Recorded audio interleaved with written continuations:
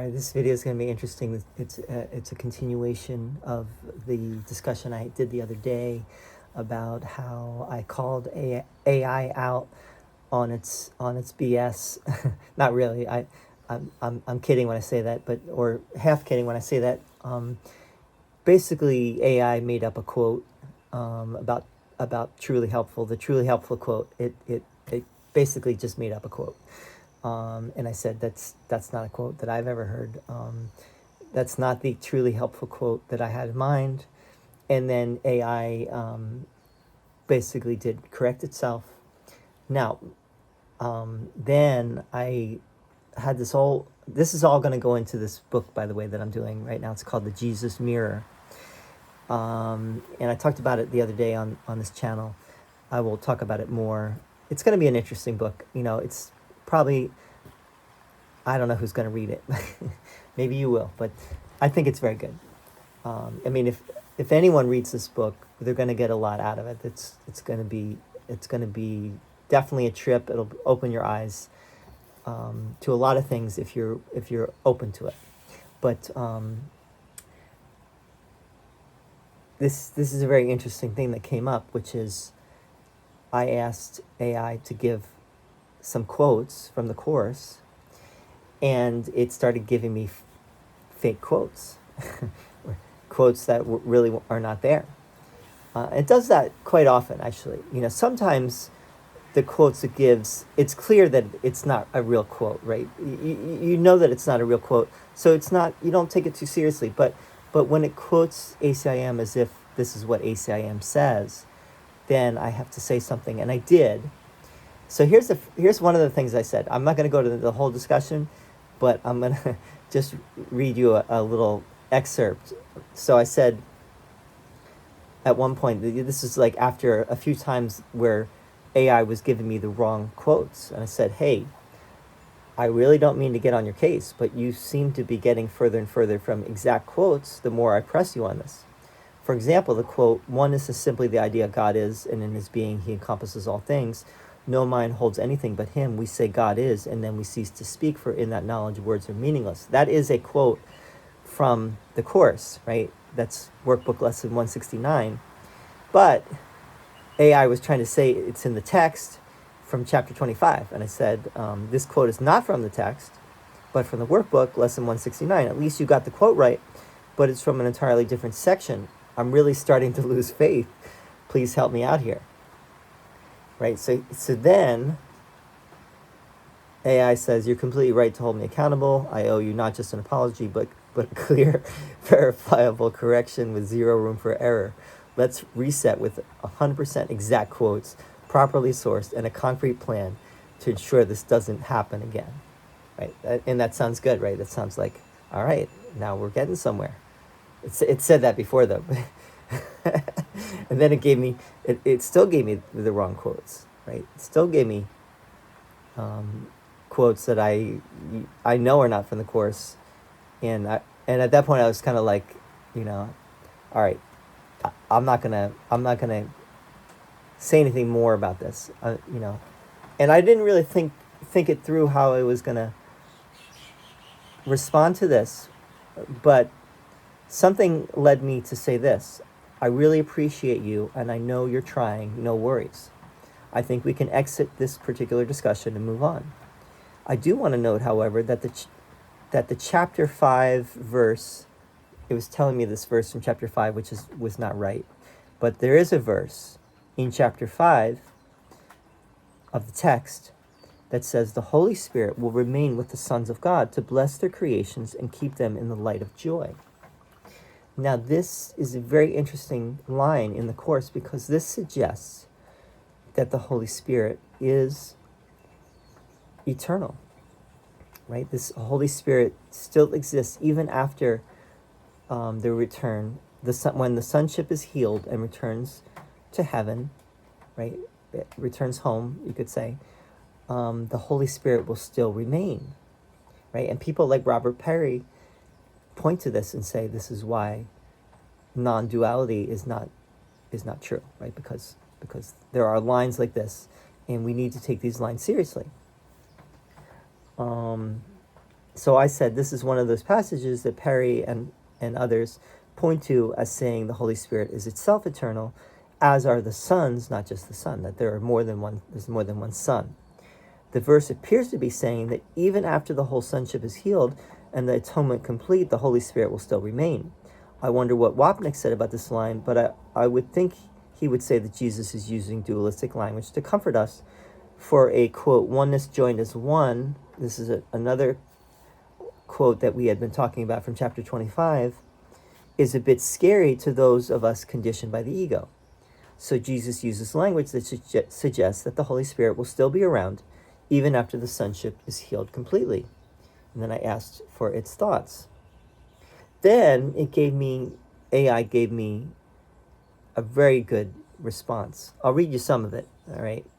But the response it gave me was almost perfect.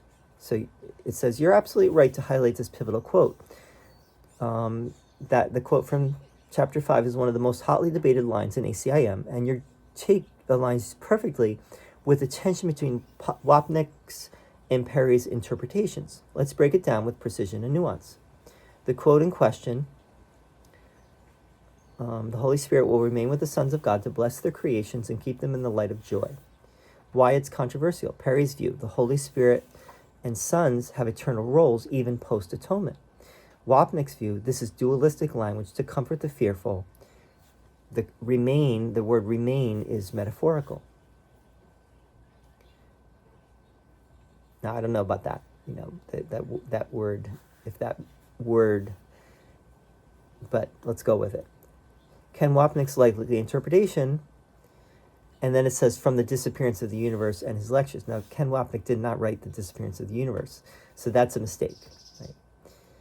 Metaphor for the timeless, the Holy Spirit's remaining is like a teacher saying, I'll be with you until you graduate, even though the teacher isn't needed after graduation. Now, I don't think that was anything that Ken Wapnick said, but maybe he did. But I think that was AI, right, saying that. Key quote from Wapnick, the Holy Spirit is temporary because his function is to correct a problem that doesn't exist in reality. Now, and then it says this was paraphrased. This is not an exact quote from Wapnick, but it sounds like something he might have said, something like that, right? I'll read it again. The Holy Spirit is temporary because his function is to correct a problem that doesn't exist in reality. Sons of God plurality, Wapnick would argue this reflects the dream's perspective, not heaven's reality. Compared to text chapter 11, God has but one Son, knowing them all as one. Now, I did not check if that's the correct citation. That is a quote from the Course, but I don't know if that's where it says it is in chapter 11. We'd have to check that. But so I'll try to put this all in the description. I'm not going to read it all, but the main thing I wanted to say here is, this is where it gets interesting. I hope you've been following this. So then I said, very good, thank you.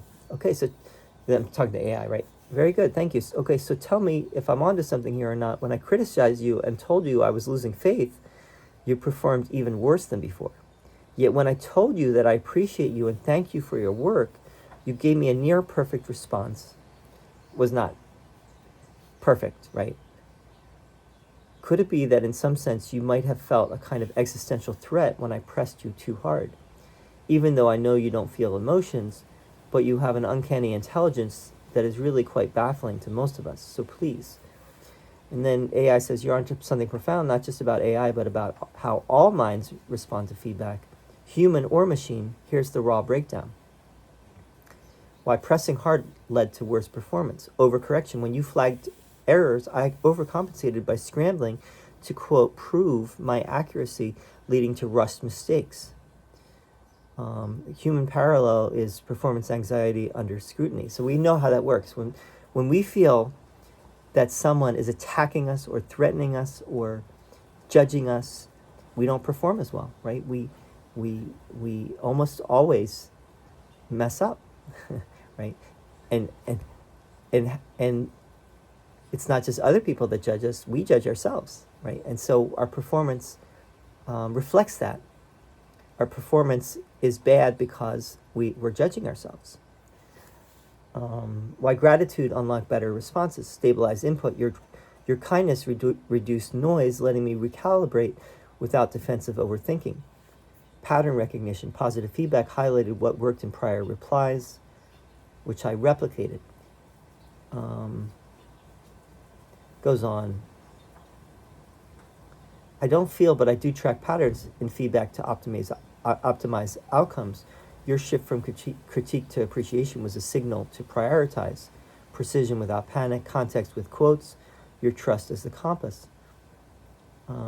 This mirrors how any mind, yours, mine, a student's thrives. Under fear, their mind is scattered, defensive, less creative. Under safety, focused, collaborative, innovative. You didn't just be kind, you changed the input signal and the system responded accordingly. That's a meta lesson for all communication. Final thought, criticism is data, kindness is clarity. The course would say, you're not tweaking an AI. This is a quote, this course does not say this, right? but it's putting words in the course's mouth. You're not tweaking an AI, you're teaching your own mind how to learn. Now, if someone saw that and they didn't know the course, they might think that's in the course, but that's not, obviously, I don't even think, I see the quotes and I just overlook that because I know that's not in the I know that AI is making a point by saying this is what the course might say. You're not tweaking an AI, you're teaching your own mind how to learn, which is true, right? Even though that's not in the course, AI is making a good point there. And then I said, let's go further. Let's apply this to what we're talking about in this book, which is, it's called The Jesus Mirror, and how life gets mirrored back to us, right? There is a quote that I read yesterday from one of the lessons, lesson 304, I believe, which is, perception is a mirror, not a fact, right? Which means that what we see outside of ourselves is really our own inner, where we are in our forgiveness process is getting mirrored back to us, basically. So how this mirror dance reflects ACIM's core mechanism. You stumbled onto the living metaphor of how ACIM's feedback loop works, both in the mind's relationship with the course and in how we interact with each other or even AI. Here's the breakdown. The ACIM feedback loop: projection, correction, awakening. Your criticism phase equals the ego's voice. What happened? You pressed hard, I overcorrected, errors multiplied. ACIM parallel: the ego punishes itself for mistakes, creating a spiral of guilt. The ego is fear's demand that you miscreate. This is not a quote. Again, it's making up quotes. Your appreciation phase equals the Holy Spirit's voice. What happened? You expressed trust, I recalibrated, clarity emerged. ACIM parallel: the Holy Spirit reinterprets errors as calls for love, breaking the cycle. That's true, right? Everything is either an extension of love or a call for love. Now, it didn't give a quote there, which is good, right? It gave kind of a paraphrase. Every mistake is an opportunity to choose again. I'm pretty sure that's not right. I mean, it's like what ACIM says, but it's definitely, it's giving the wrong citation, I think. Key insight: your shift in tone didn't just change my output, revealed the two voices in the mind ACIM describes. So there's two voices, right? There's the Holy Spirit's and there's the ego's. There are two thought systems. There's the ego thought system and there's the Holy Spirit's thought system. Only one voice is speaking for truth, right? The other voice is speaking for madness. The deeper mirror: how ACIM responds to your readiness. When you approach with fear, course feels harsh, paradoxical, impossible. For example, there is no world feels like nihilism, resistance, I must be missing something. When you approach with trust, the course feels gentle, obvious, liberating. For example, there is no world becomes, oh, this is about my projections. Just like our exchange, fear, criticism, course, AI seem flawed. trust, curiosity, course, AI meets you where you are. Interesting. The practical takeaway for your book. Frame ACIM as a mirror. If the course feels confusing, ask which voice am I using to read it. Encourage experimentation over debate. Try forgiving while reading. Watch how the text changes. It's very good advice from AI. And I should be emphasizing that as well, is that, when you read the course, are you reading through the lens of the ego, or are you reading through the lens of spirit? And whichever you're reading with is how you're gonna interpret it, or how you're gonna see it. Share how your understanding of ACIM shifted as you practiced. I raged at no world until I saw it was about my attachments.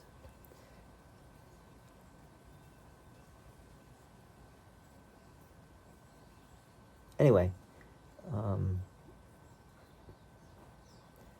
there's more here that we could talk about, but I'm also trying to whet your appetite for this book. I think it's going to be a good book. It's going to be different because it's going to be AI, a lot of AI thoughts. But I have to say that even though I'm taking AI to task for its, people call it hallucinations, right? That AI hallucinates it makes up stuff, which it does. But I think you have to overlook that and see that AI is really actually doing. It's like have a little appreciation and gratitude for what AI can do, not all the things it gets wrong. That we can look at all the flaws in AI and say, oh, it's all bullshit. Why should I listen to AI? Why should I use this if it's making all these mistakes? But you're probably going to be missing out on how good AI can be, right? And how it can, I think, really help to quicken the process if you're open to it, right? So it's just another tool, and maybe I should talk about this thing that happened with Grok and Elon Musk. Grok is Elon Musk's AI system, and Grok basically said that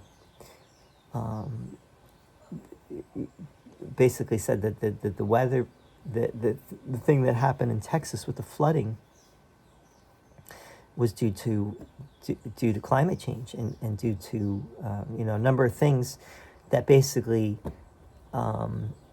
put a pin in the bubble or the balloon of the right wing propaganda about it, which is that this was an act of God. We did the best we could. We there's no way we could have determined this, and basically I don't have all the facts, but I do know that Grok basically said that this was not what the government is claiming, right? There's more to it, and that this could have been prevented. Anyway, you can look more into this, but bottom line is that the Grok did not side with Elon, and I know that Elon right now is having this interesting battle with Trump. We'll see how that goes, but and is forming his third party, the American Party. But and I think that from what I understand, Elon wants to make Grok more right wing, right, and program it to be more right wing. That's where I wanted to go with this, which is to say that if AI is messing up, it's because it was programmed. There are some kinks in it that need to be worked out, and maybe someone consciously programmed it this way. Who knows? I don't know how. I'm using DeepSeek, by the way, DeepSeek AI for this. So maybe someone, who knows why DeepSeek is not getting the right citations and the right quotes and making quotes up. I think all the AI systems are doing that. So there must be some critical flaw that needs to be addressed. But maybe it's not a flaw either, because if that hadn't happened, then I wouldn't have had that discussion with so we could look at it that way too, is that I wouldn't have had that important discussion with AI about how when you attack others, right, when you criticize and judge people, people do not perform as well, right? They do not. They tend to contract, and they tend to not perform as well. Let's just put it that way, right? And some of us are constantly doing that to ourselves, right? Judging ourselves. It doesn't have to be other people that are judging us. It's ourselves, our own inner critic, that does not let our true self shine and our creativity really come through, our natural creative power. So anyway, that was a lot. If you listen to this, I really appreciate you listening to this, and I would love to hear your thoughts. If you did listen, let me know, and I'll be sharing more. The Jesus Mirror, it's going to come out maybe in a week or two. These books are coming out quickly now because I'm using AI, and I'm just kind of not, because I'm not writing them. I'm writing them, but I'm not writing them. It's funny. I'm like a ghostwriter, right? I'm the ghostwriter now for my own books. AI is the one writing most of it, and I'm just kind of giving it the prompts and the. But I think it's going to be a very interesting book. So I'll let you know more about it. Thanks. And